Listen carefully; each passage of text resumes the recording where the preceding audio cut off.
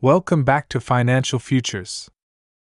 Today, we're tackling one of the most important financial issues facing millions of Americans: Social Security changes coming in 2025, regardless of who sits in the White House. These changes will impact retirees, future retirees, and even those currently working, so whether you're in your 20s or you're 60, this affects you. We're going to break down the 5 biggest changes coming up, explain how they'll impact your benefits, and help you plan ahead so you can stay one step ahead of the curve. Before we dive into the details, do me a favor: hit that like button if you find this content valuable, and if you're new here, make sure to subscribe to Financial Futures so you never miss out on key updates that can affect your financial future. Let's get started. First on the list is the Cost of Living Adjustment, also known as COLA. Every year, Social Security benefits are adjusted to keep up with inflation. Now, you may have heard about the big increases in 2022 and 2023, which were over 5% and even close to 9% due to high inflation rates. But here's the catch: in 2025, the COLA is expected to shrink. Based on current projections, we could be looking at a COLA increase as small as 2.6%. Why? Because inflation has been cooling down as the Federal Reserve works to stabilize prices. This means while your Social Security check will still increase, the bump will be significantly smaller than what we've seen recently. For some, that's a relief, but for others, especially those struggling with healthcare and housing costs, this smaller increase could be a concern. So, it's more important than ever to budget wisely and factor in a more modest raise in your future Social Security benefits. Let's talk about work credits. In case you're not familiar, you need to accumulate 40 work credits during your career to qualify for Social Security benefits. You earn these credits by working and paying Social Security taxes. But here's where it gets tricky: starting in 2025, it's going to get a little tougher.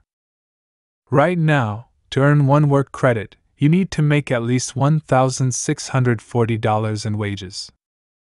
In 2025, that number is expected to rise to $1,730 or even higher. If you're a high earner, this change won't make much of a difference to you, but for those of you working part-time, seasonal jobs, or just trying to make ends meet, this can delay your progress toward earning those crucial 40 credits. It's especially important for people who are late in their careers, gig workers, or those returning to work after an extended break to be aware of this. Start planning now to make sure you hit those earnings targets. For those of you thinking about early retirement, this next change might be interesting. If you decide to start collecting Social Security before your full retirement age, there's a limit to how much you can earn from a job without having your benefits reduced. In 2024, the earnings limit is set at $22,320, but in 2025, that limit is expected to rise, though only slightly. We're looking at somewhere around $23,000 to $24,000. This means if you're retired early but still working part-time, you'll have a little more breathing room before the government starts reducing your monthly Social Security check.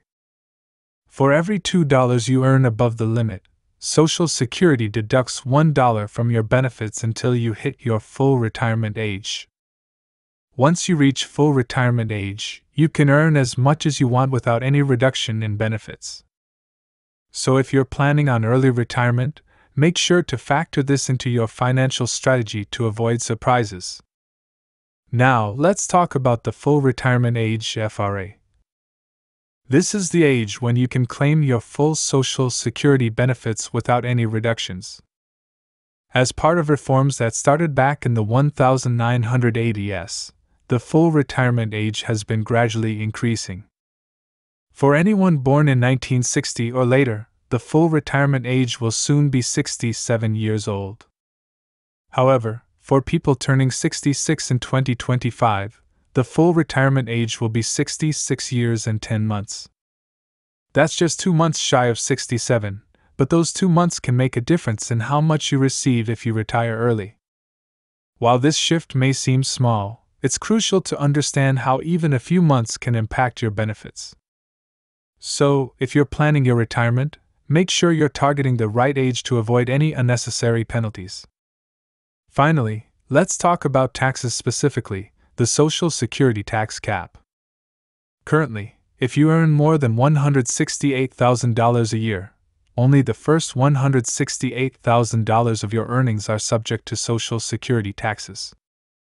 In 2025, this cap is expected to rise to at least $174,000 or higher. What does this mean for you? If you're a high earner, more of your income will be subject to that 6.2% Social Security tax, meaning you'll be contributing more to the system. But don't worry, it won't affect your benefits if you're already retired or if your income is below this threshold. However, this change will help bolster the Social Security Trust Fund, which has been under strain in recent years. And there you have it, 5 major changes to Social Security that you need to know about before 2025. Whether you're already collecting benefits, planning your retirement, or still in the workforce, it's vital to stay informed about how these changes will impact your financial future. At Financial Futures, we're committed to helping you navigate the complex world of personal finance, so make sure to subscribe and hit that notification bell to stay updated on the latest developments. And if you have any questions or thoughts about these Social Security changes, drop them in the comments below. I'd love to hear from you. Thanks for watching, and until next time, keep planning for your financial future.